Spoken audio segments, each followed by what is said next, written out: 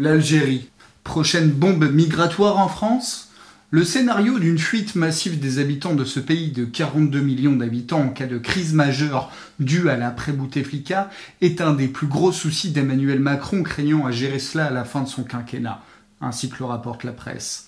Le chômage des jeunes Algériens culmine à 40% et 20% des diplômés sont dans ce cas. Alors que l'âge médian est de 27 ans et que 45% de la population a moins de 25 ans, presque tous ces jeunes rêvent de venir en France. D'ailleurs, le gouvernement français est de plus en plus généreux avec sa politique de visa. 414 000 Algériens ont obtenu un visa touristique en 2017, contre 332 000 en 2014.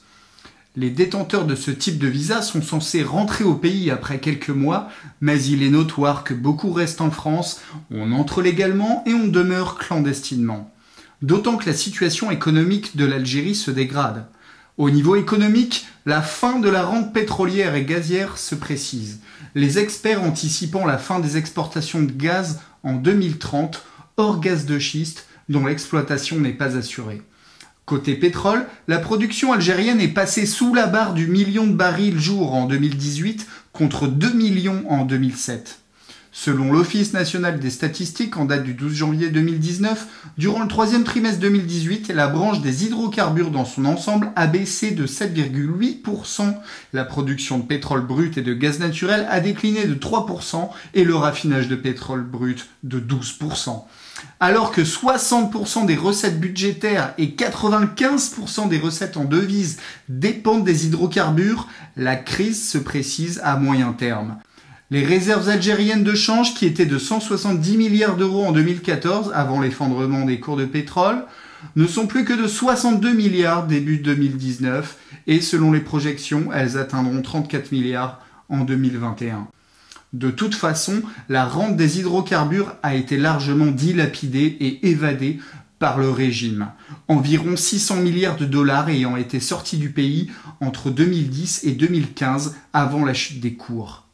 Aussi, le budget consacré à l'armée est disproportionné, 3,8% de son PIB à comparer avec 1,8% pour la France, 510 000 soldats, plus 400 000 hommes dans les autres corps de sécurité comme la police.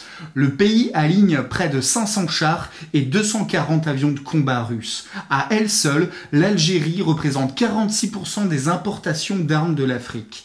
On le comprend, une révolution de rue, sans l'appui de l'armée ni de la police, comme en Égypte, n'a aucune chance d'aboutir. Ainsi, il ne faut pas s'attendre à ce que les Algériens bénéficient donc de plus de 400 000 visas par an pour entrer en France repartent au pays.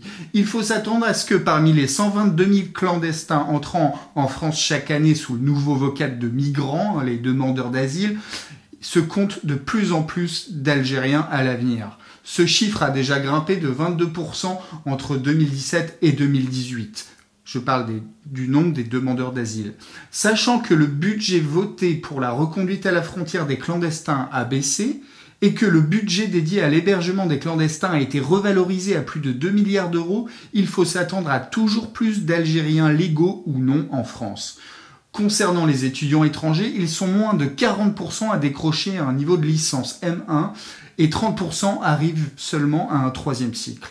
Donc l'argumentation de nous faire passer les étudiants comme une immigration bénéfique est largement discutable. Français, préparez-vous à vivre dans un pays d'immigration subie encore de nombreuses années.